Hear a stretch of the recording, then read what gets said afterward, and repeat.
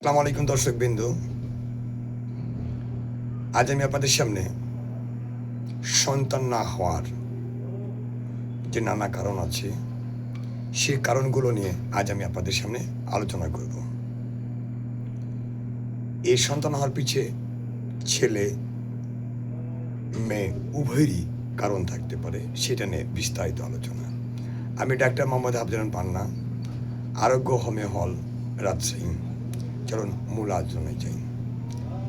একটি পরিবারের স্বামী স্ত্রীর মধ্যে সেতু বন্ধন হচ্ছে সন্তান। সন্তান না থাকলে স্বামী স্ত্রী একটি নির্দিষ্ট সময়ের পর যেমন দুশ্চিন্তাগ্রস্ত হয়ে পড়ে, তেমনি সামাজিকভাবে নানা ধরনের প্রশ্নের সমস্যার সম্মুখীন হতে হয়।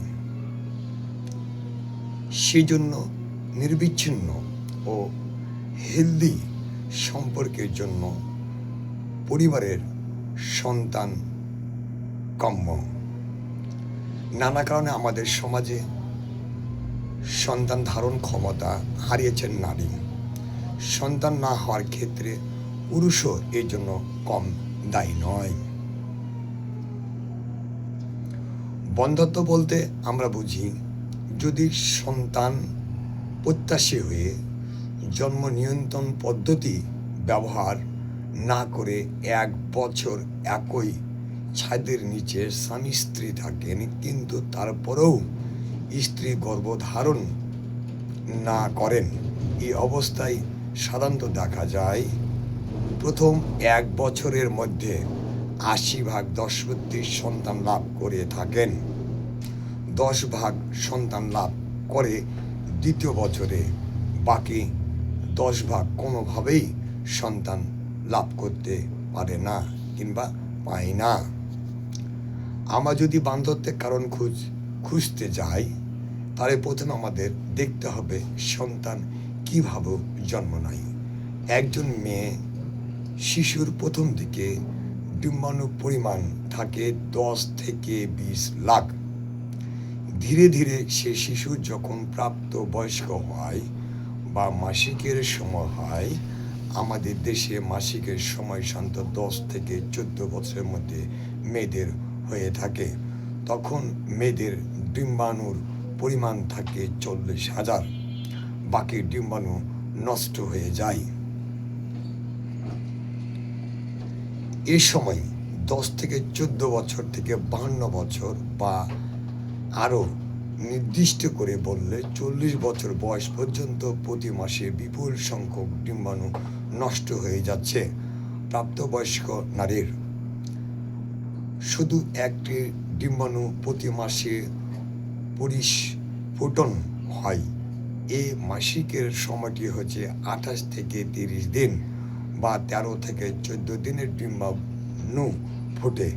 সেটি যখন ডিম্বথলিতে আসে, যদি সে বিবাহিত হয় তাহলে স্বামীর সঙ্গে সে যদি মিলিত হওয়ার পরে তার শুক্রাণুর সঙ্গে নিষিক্ত না হয়, তখন একটা জাইগোট তৈরি হয়। সেটি পরে জরায়ু ভিতরে ঢোকে, জরায়ুকে আঁকড়ে ধরে ভ্রূণ তৈরি হয়। সে ভ্রূণটি ধীরে ধীরে বড় হয়ে মানব শরীরে রূপ নেয়। সেটি প্রসবের মাধ্যমে সে পৃথিবীর মুখ দেখে। এভাবে জন্ম নেয় মানব শিশু। এটি হচ্ছে সন্তান জন্মদানের দেওয়ার একটি স্বাভাবিক পদ্ধতি কিংবা প্রক্রিয়া। বেশিরভাগ ক্ষেত্রে দেখা যায়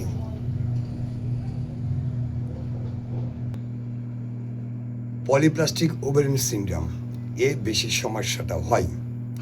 এছাড়া থাইরয়েডের সমস্যা থাকলে, হরমোন বেড়ে গেলে ডিম্বাণু পরিস্ফুটন নাও হতে পারে বা বড় নাও হতে পারে।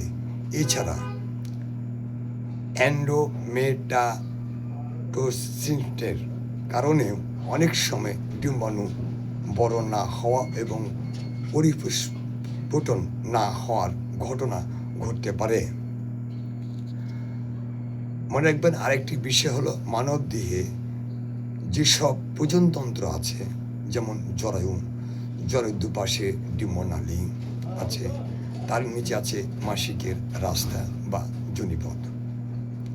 যদি কারো ডিম্ব নালীতে সমস্যা থাকে বা বাধা থাকে, সেক্ষেত্রেও অস্বাভাবিক সন্তান ধারণের সমস্যা দেখা দিতে পারে।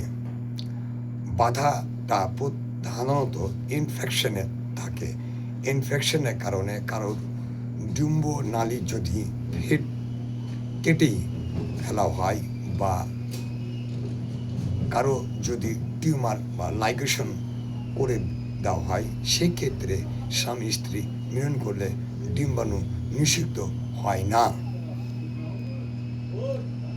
এবার আসা যাক জরায়ুর ক্ষেত্রে। জরায়ুতে টিউমার হতে পারে। এর ফলে যদি কোনো সমস্যা হয়, ভ্রমণটা যদি জরায়ুতে প্রতিস্থাপন করার সুযোগ না থাকে বা জরায়ু চামড়া যদি কোনো কারণে পাতলা হয়, তাহলে ভ্রমণ সেখানে প্রতিস্থাপন হবে না। তখন ওই নারী সন্তান ধারণে অক্ষম বলে বিবেচিত হবেন।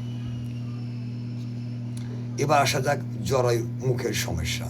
ইনফেকশন যদি কোনো সমস্যা হয়, জরায়ুর মুখ যদি সংকীর্ণ হয় বা যদি বীর্য কোনো কারণে জরায়ুর মধ্যে প্রবেশে করতে বাধা পায়, তাহলে সন্তান লাভ করতে পারবে না।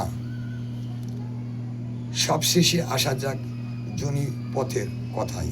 যোনিপথ যদি বাঁকা থাকে, যোনিপথ যদি কোনো ধরনের পর্দা থাকে বা যোনির মুখে যদি কিছু থাকে, তাহলে স্বামী স্ত্রী সহবাস করতে পারেন না।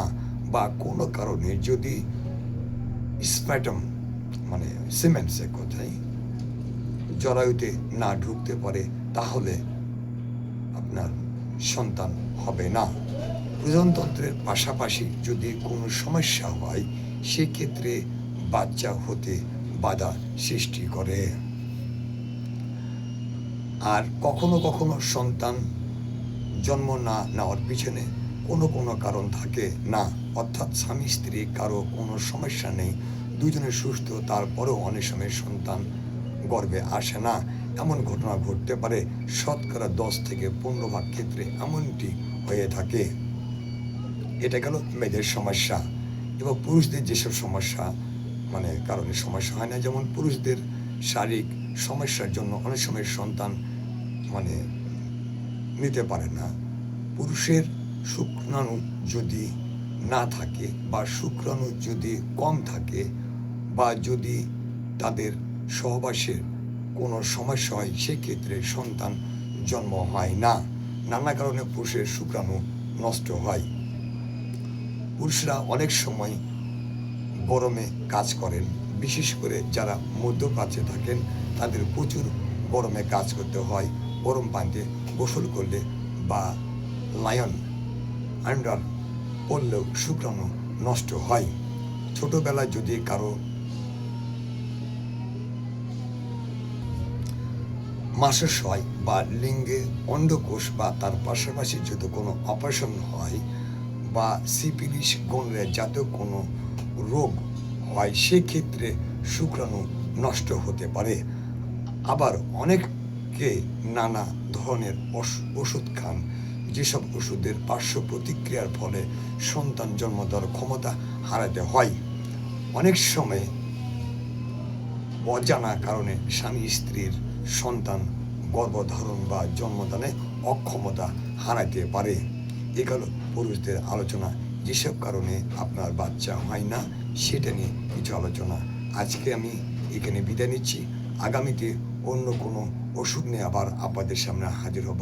সবাই ভালো থাকবেন। আসসালামু আলাইকুম।